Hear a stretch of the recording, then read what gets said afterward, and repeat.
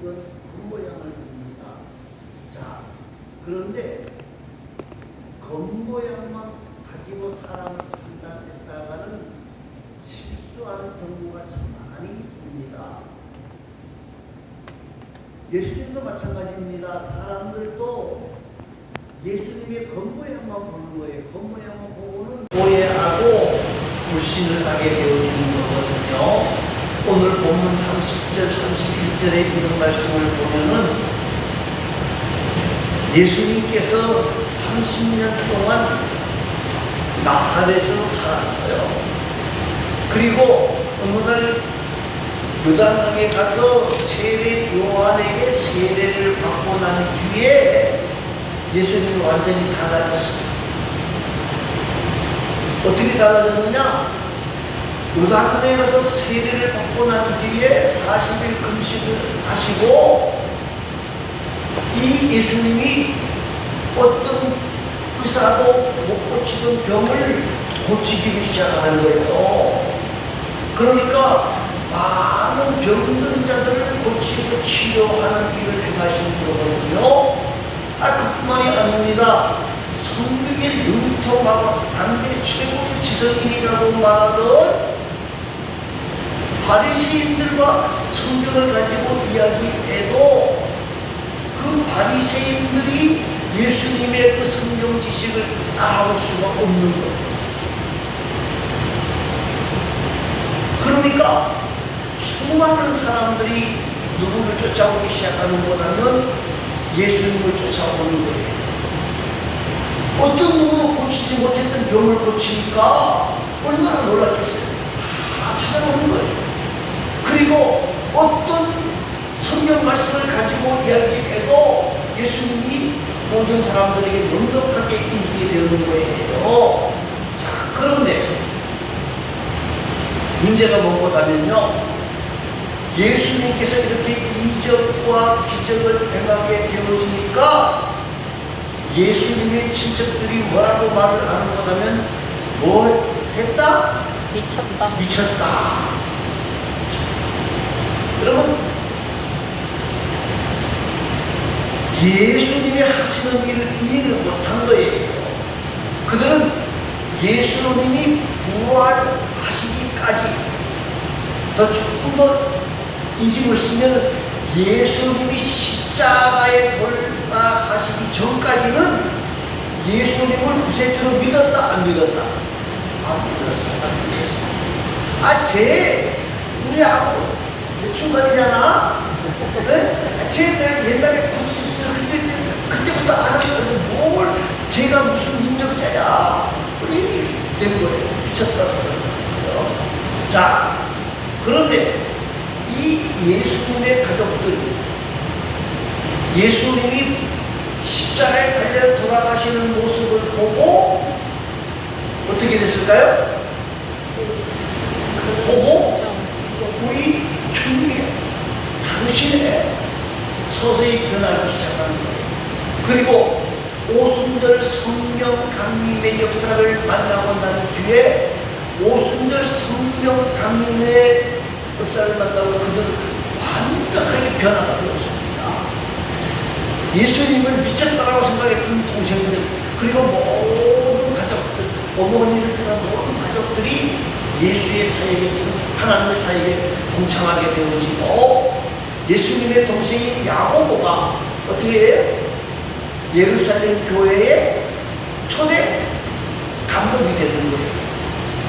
예루살렘 교회의 초대 감독이 12제자가 아니라 예수님의 동생 야고보가 이제 감독이 되어져서 이방 선교하는 일을 허락합니다. 우리가 땅끝까지 이르러 내 복음을 증거하라고 하신 예수님의 명령은 우리 너희들에게만 주신 명령이 아니고 사마리아에 있는 사람들, 그리고 저 멀리 있는 이방인들에게까지 복음을 전해야 된다. 그러니까 이 복음 전하는 것을 막지 말아라 하고 이방 선교의 길을 열어주게 되어집니다. 자, 여기서 우리 한번 생각해 볼 게 있습니다. 뭐 생각해 봐야 되는 거라면, 예수 믿는 사람들이 미쳤다는 소리를 들어야 될까요? 안 들어야 될까요? 들어야 돼. 네? 들어야 돼. 여러분, 예수 믿는 사람들이 미치다 하는 소리를 좀 들을 수도 있어야 돼요. 여러분 생각해 보시기 바랍니다. 우리나라에 제일 유명한 서울대학에 나오고, 네? 좋은 직장이 있는데 다 미치고 신학대학원 들어가요. 그럼 사람들이 뭐라 그럴 것 같아요? 미쳤어. 저런 미쳤다, 그죠? 네, 저런 미쳤다. 아니, 뭐 간호사를, 뭐 교사들, 이런 사람들이 자격증을 가지고 있는데도 난 그걸 안 하고 캠퍼스에 들어가서 대학생들에게 복음 전하겠다고 자원에서 와서 훈련받는 사람들도 있거든요. 그거 보고 사람들이 뭐라 그러겠어요? 미쳤다고요. 그러니까 어떤 경우에는 그 아버지가 목회자인데 그 딸 보고 그러더라고요. 그건 다 해도 좋으니까 간사만 하지 마라. 응? 네가 지금 교사를 안 해도 좋으니까 제발 간사만 하지 마라 하고 말했다고 그러더라고요. 여러분, 언어도 다르고 음식도 다르고 말도 다르고 뭐 습관도 다른 미디어한 사람들이 살고 있는 곳에 스스로 자원해서 내가 가서 복음 전하겠다 그러면 사람들이 뭐라 그럴 것 같아요? 예? 미쳤다 그래요. 미쳤다 그래요. 여러분, 뭐 그런 것만 아니에요. 장사하는 사람도 마찬가지예요. 주일날 장사가 제일 잘 되는 것 같은데 요새 요새부터 그렇지도 않아요. 다들 주일날 쉬는 분도가 이제 되는데 옛날에는 주일날 장사가 제일 잘 됐어요. 그런데 주일날은 어떻게 해요? 교회 간다고 주일 쉬기라 써붙여놓고 딱 나가면 사람들이 뭐라 그래요? 저 미쳤어. 예? 이런 소리. 여러분, 어떤 사람들은 말입니다. 시간을 아껴가면서 시간 내서 전도하러 가요. 전도하러 가는 거예요. 그러면 또 뭐라 그래요? 여러분, 사람이 미쳐요. 어디 미쳐요? 어떤 사람들은 뭐에 미쳐요? 돈에 미치고, 그죠? 어떤 사람은 향락에 미치고, 어떤 사람은 노름에 미치고. 우리는 미치되 누구에 미쳐야 돼? 예수에 미쳐야 돼. 영혼을 살리고 복음을 증거하며 소개하는 일에 미친 자들이 되는 우리 모두가 될 수 있기를 바랍니다. 자, 22절 말씀을 한번 읽어보시기 바랍니다. 22절입니다. 예루살렘에서 내려온 서기관들은 그가 바알세불이 평가하며 또 시신하여 왕을 엎기고 시신을 사랑하니라. 자, 예루살렘에서 내려온 바리새인들, 서기관들이 예수님을 보고는 뭐라 그랬다고요? 바알세불이 집했다. 이 서기관들, 바리새인들은 하나님의 말씀에 정통한 사람들이다. 그런데 문제는 뭔가 하면요, 성령의 인도를 받지 못했다는 거예요. 하나님의 인도를 받지 못하니까 예수님의 사역을 미친 자의 사역으로 보는 거예요. 왜 이 사람들이 예수님을 미친 사람으로 보았을까요? 왜 예수님께서 귀신을 쫓아낸단 말입니다. 병든 자를 고칩니다. 눕는 자를 고치고 젖는 자를 고치고 그러는데 왜 예수님을 귀신이 들였다고 그랬습니까? 예? 그것은요, 성령의 역사를 무시했기 때문에. 성령의 역사를 무시했기 때문에. 왜 그런 거냐면 이 사건이 일어나는 일이 있습니다. 예수님께서 어떤 한 병자를 고쳤는데 이 사람은 귀신 들린 사람이에요. 귀신 들려가지고 귀신만 들린 게 아니라 뭐요? 벙어리가 되고 눈먼자가 되었어요. 그러니까 귀신 들렸지, 벙어리 되었지, 눈이 멀었지. 그러니까 이건 정말 비참한 사람이잖아요. 그런데 예수님 그 사람을 어떻게 했어요? 고쳤어요. 그러니까 그 모습을 보고 이웃에 있던 사람들이 다 알 거 아니에요. 뭐라 그래?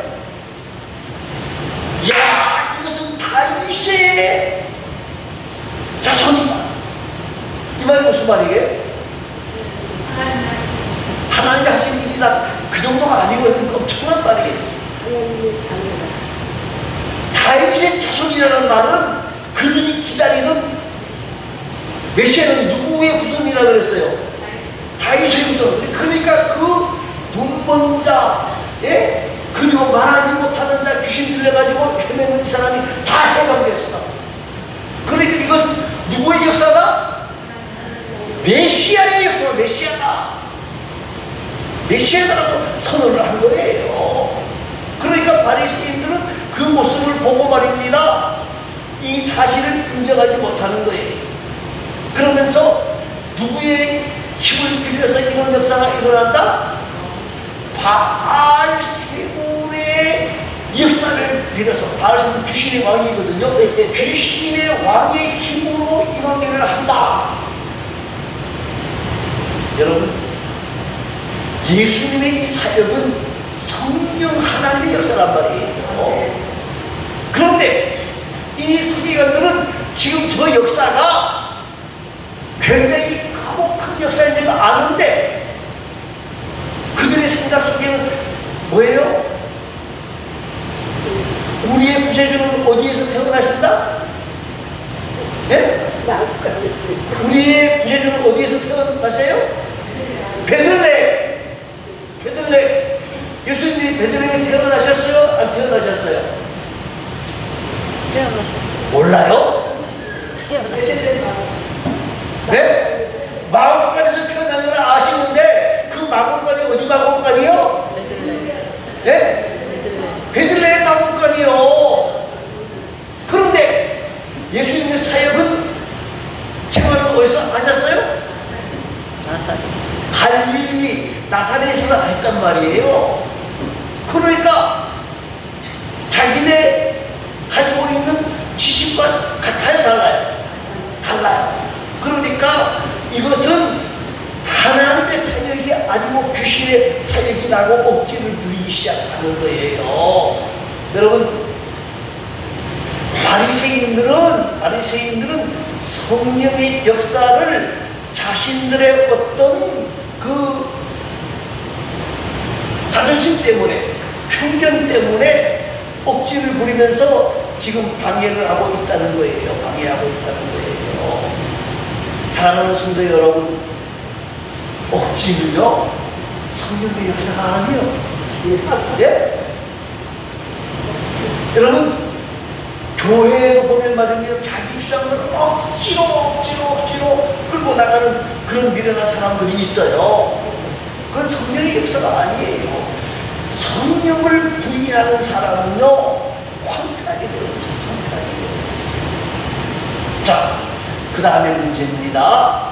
자, 이제 23절, 이제 23절 다 같이 읽어보겠습니다. 예수께서 그들을 불러다가 마음으로 말씀하시되 사단이 어찌 사탄을 쫓아내느냐.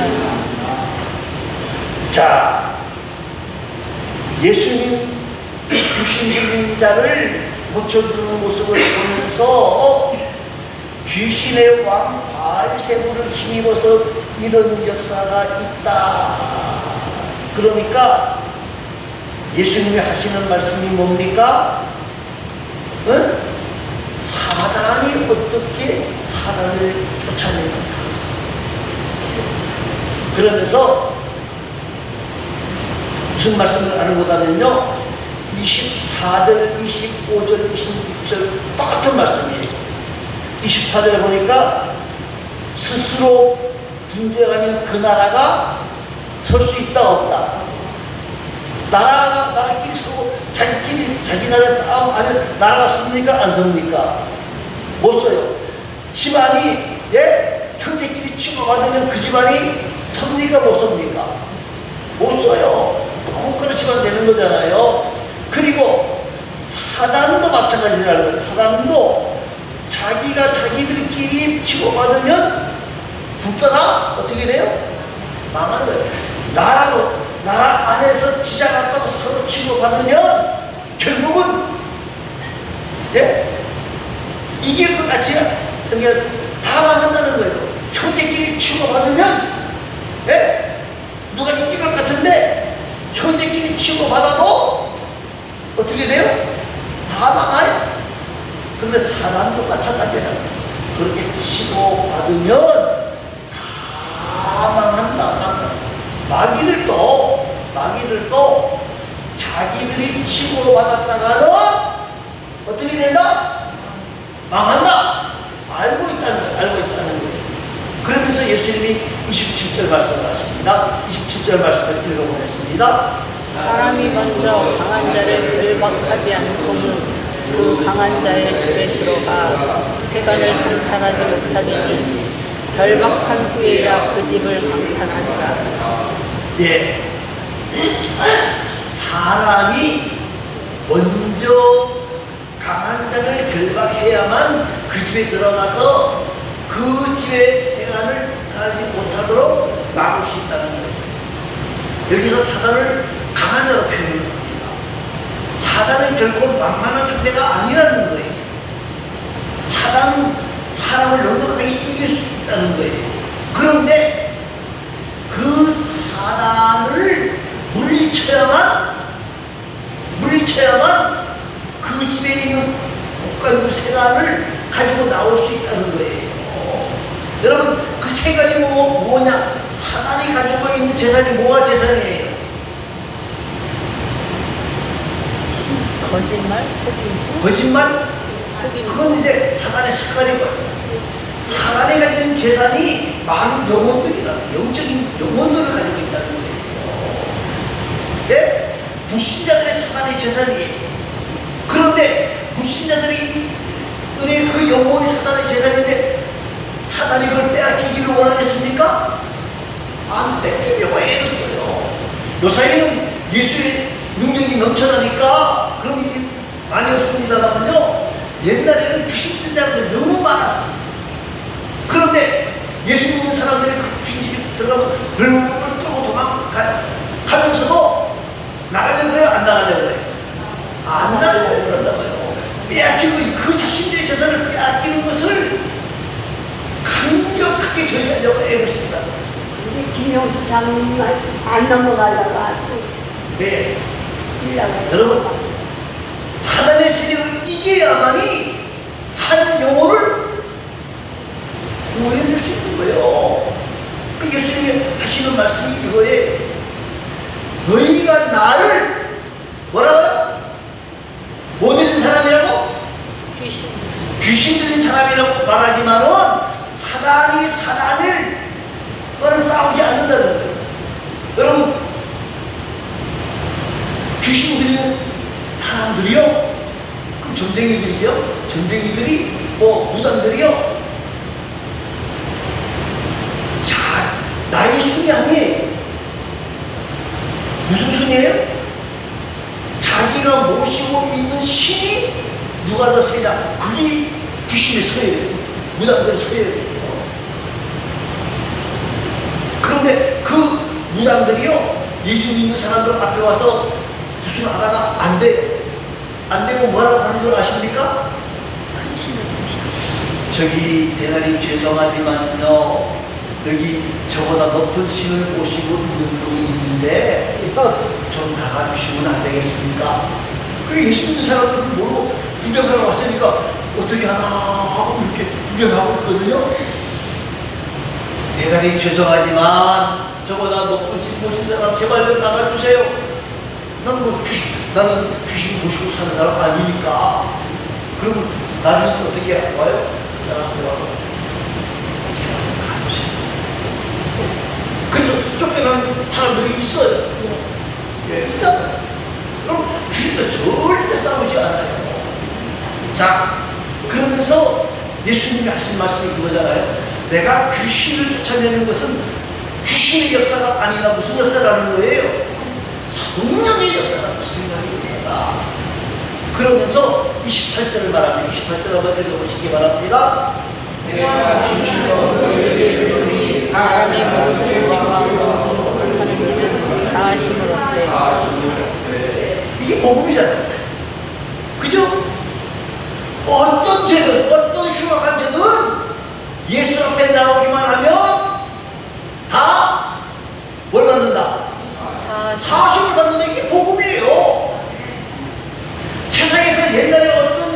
많이 했느냐?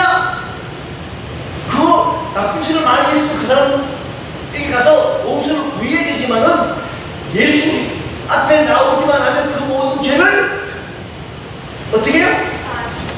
사하해 주신다는 거예요. 이 복음이에요. 그런데 29절 말씀을 읽어보시기 바랍니다. 누구든지 성령을 모독하는 자는 영원히 사하심을 얻지 못하고 영원한 죄가 되느니라.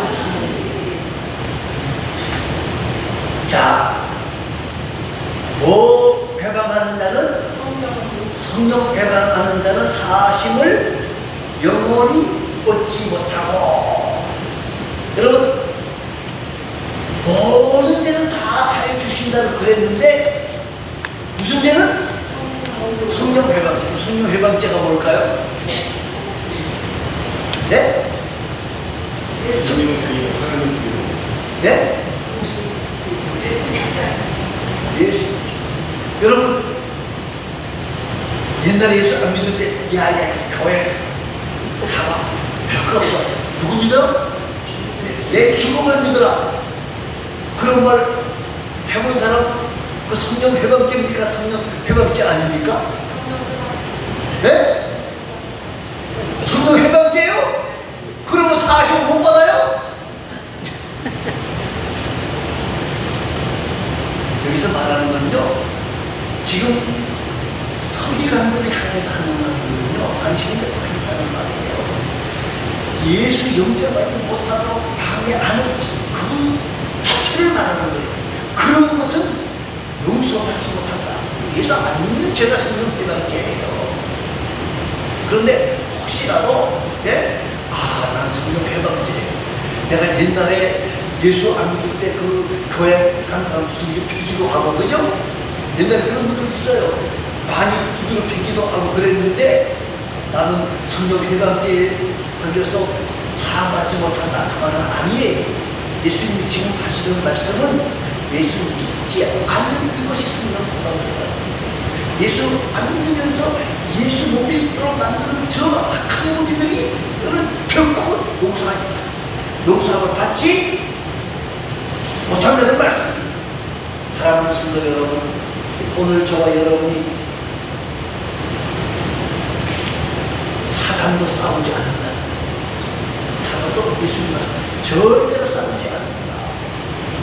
그런데 예수 안에 있는 우리들은 더욱 싸우지 말고 복음을 증거하는 일에, 협력하는 일에 더욱 하나 되고, 그리고 성령 회방하는 일을 범하지 않도록 조심하는 우리 모두가 되어질 수 있기를 간절히 소망합니다. 기도하겠습니다. 우리 다 같이 오늘 본문에 있는 말씀을 생각하며 기도하고 주보에 나와 있는 6가지가 기도제목